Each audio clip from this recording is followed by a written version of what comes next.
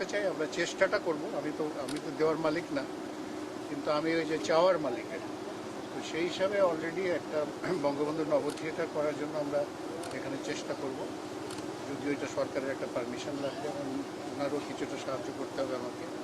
আর একটা হলো আমাদের ইঞ্জিনিয়ারিং রিসার্চ ইনস্টিটিউট, সেটার জন্য আমরা জায়গা খুঁজছিলাম, বাট আমার মনে হয় যে উনি যে জায়গাটা দেখিয়েছেন that is good enough for us, আমরা হয়তো ওখানে ওইটা করবো। সুতরাং আপনারা দুটো প্রজেক্টের ব্যাপারে মোটামুটি আশাবাদী হতে পারেন, কিন্তু সব কিছু ডিপেন্ড করে বঙ্গবন্ধু কন্যার উপরে, এবং আমি আশা করি যে বঙ্গবন্ধু কন্যা আমাদেরকে নিরাশ করবে।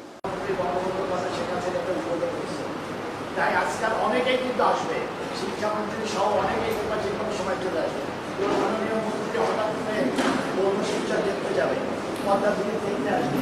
আমাদের এখানে ডিসি সাহেব আছেন, আপনারা চেনো তো, সে আমাদের সায়েন্স অ্যান্ড টেকনোলজি যে মন্ত্রী, সেই কিন্তু বাংলাদেশের সব থেকে বড় যে আধুনিক আমাদের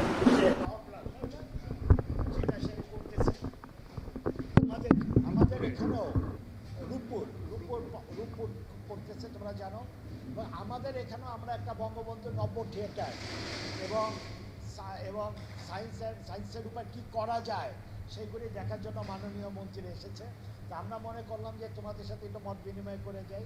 এবং মাননীয় প্রধানমন্ত্রী এই যে টেকনিক্যাল স্কুল অ্যান্ড কলেজগুলি করা হচ্ছে, এটা একটা উদ্দেশ্য আছে। আমাদের অনেক লোক বিদেশে আছে এবং এখন আমরা কিন্তু এক্সপোর্টে খুব ভালো, পৃথিবীর দ্বিতীয় এক্সপোর্ট কান্ট্রি কিন্তু আমরা। আমাদের ছেলেমেয়েরা যদি কারিগরি শিক্ষা আরও শিক্ষিত হতে পারে, তাহলে আমরা মনে করি যে আমাদের যে বিদেশি অর্থ আমরা এখন ইনকাম করি, তার থেকে কিন্তু আরও বেশি টাকা আমরা করতে পারবো। আমরা দেখেছি এই শিবচরে অনেকে ইটালিতে আছে, আমাদের স্পেনে আছে, জাপানে আছে। কিন্তু তারা কি কাজ করে? তারা কিন্তু ওইখানে যে কেউ ফুল বেচে, কেউ ফুটপাতে, তোমাদের আত্মীয় স্বজন, আমাদের আত্মীয় স্বজন আছে, খুব এমন সব কাজ করে যে কাজের জন্য কিন্তু তারা টাকা কম পায়। তাদের যদি এই সার্টিফিকেটটা থাকতো, তাহলে কিন্তু তারা 3 গুণ বেশি টাকা তারা পেত। আজকে মিডল ইস্টে গেলে দেখা যায় যে আমাদের থেকে কিন্তু ইন্ডিয়ান যারা যায় তারা কিন্তু বেশি টাকা পায়, কারণ তাদের কারিগরি শিক্ষা আছে। আমাদের কারিগরি শিক্ষা নাই। আমাদের মাননীয় প্রধানমন্ত্রী প্রতিটা উপজেলায় কারিগরি শিক্ষার প্রধানমন্ত্রী দিয়েছে, সায়েন্সে দিয়েছে, এবং আমরা এইভাবে কাজ করে যাচ্ছি। সেই কাজকে সামনে রেখে আমরা মনে করি যে আমাদের এখন যে গাড়ির ইন্ডাস্ট্রি আমাদের দেশে হচ্ছে, অল্প কিছুদিনের মধ্যেই গাড়ি ইন্ডাস্ট্রি আমাদের দেশে হবে। আমাদের দেশে মোবাইলের ইন্ডাস্ট্রি শুরু হয়ে গেছে। আমাদের দেশে আমাদের দেশে এখন এই যে মহামারীটা গেল, বিশ্বে গেল, এই কারণে কিন্তু বিদেশ থেকে অনেকেই আমাদের দেশে শিল্প কারখানা করার জন্য আগ্রহ প্রকাশ করতেছে। ইতিমধ্যে আমরা দেখেছি সৌদি আরব, আমেরিকা, জাপান, ইউরোপ ইনভেস্টমেন্ট করতেছে। সেই ইনভেস্টমেন্ট করলে আমাদের যদি এখানকার ছেলে মেয়েদের কারিগরি শিক্ষা না থাকে, তারা তো বিদেশ থেকে শ্রমিক এনে এখানে ইন্ডাস্ট্রি করবে না। তারা জানতে চাইবে যে আমাদের কত ছেলে মেয়ে এই ব্যাপারে আছে। এই কারণে আমরা মনে করি, আমি খুবই আনন্দিত যে তোমরা সব থেকে ভালো স্কুলে পড়তা। শিবচরের নন্দকুমার স্কুল থেকে ছেলেদের জন্য কম্পিটিশনে 1 নম্বর স্কুল, সেখান থেকে ছেলেমেয়েরা এখানে এসেছে। আমাদের গার্লস স্কুল, সরকারি স্কুল এবং 1200 ছাত্রী, এবং ওটাও মানে নন্দকুমার আর গার্লস স্কুল দুটোর মধ্যে কম্পিটিশন হয়, সেখান থেকে ছেলেমেয়েরা এখানে এসেছে। এবং আমরা আরও কয়েকটা কারিগরি করতেছি। আমরা দেখেছো এখানে টেক্সটাইল কলেজ অ্যান্ড ইঞ্জিনিয়ারিং আমরা করতেছি। আমরা শিবচরে আমাদের আইটি পার্ক এবং পঞ্চায়েত যেটা করতেছি, সেটা কিন্তু আইটি পার্ক এবং আইটি ইনস্টিটিউট কিন্তু বাংলাদেশে নাই। শিবচরের মাটিতে সব থেকে বেশি হচ্ছে। আমরা এখানে তাঁতপল্লী করতেছি। তাঁতপল্লীতেও কিন্তু আমাদের যে আমাদের মসলিন, আমাদের বেনারসি, আমাদের তাঁত নিয়ে আমি নিজে দেখেছি। আমাদের দেশ থেকে তাঁত কাপড় পরে নিয়ে ক্যালকাটায় বসে বেশি দামে বিক্রি করা হয়। ক্যালকাটায় আমাদের তাঁত নিয়ে যায় বেশি দামে বিক্রি করতেছে। কিন্তু আমরা যদি এই তাঁত শিল্পকে রক্ষা করতে পারি, আমরাও বিদেশে অনেক এক্সপোর্ট করতে পারবো। গার্মেন্টস যদি পারি, তাঁত পারবো না। যাই হোক, তোমাদের কাছে আমাদের অনুরোধ, পড়াশোনা মন দিয়ে করবা।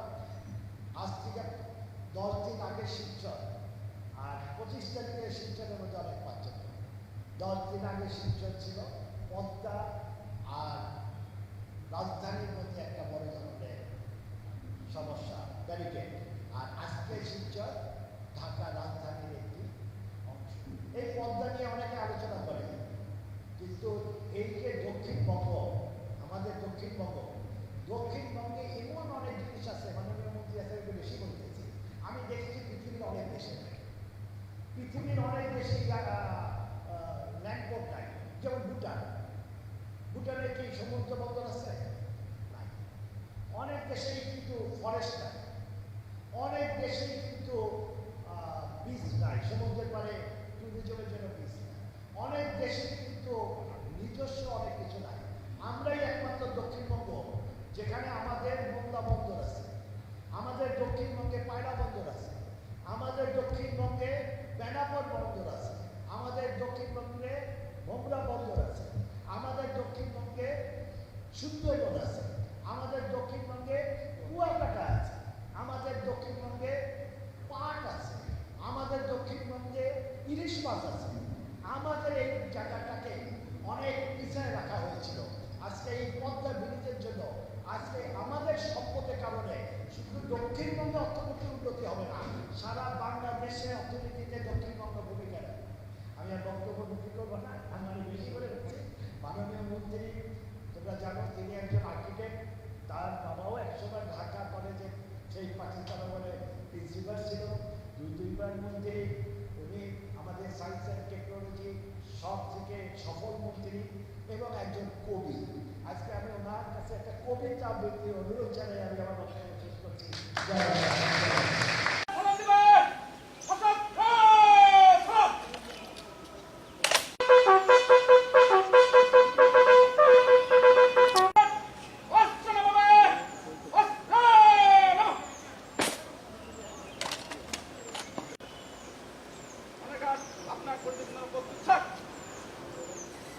ধন্যবাদ স্যার।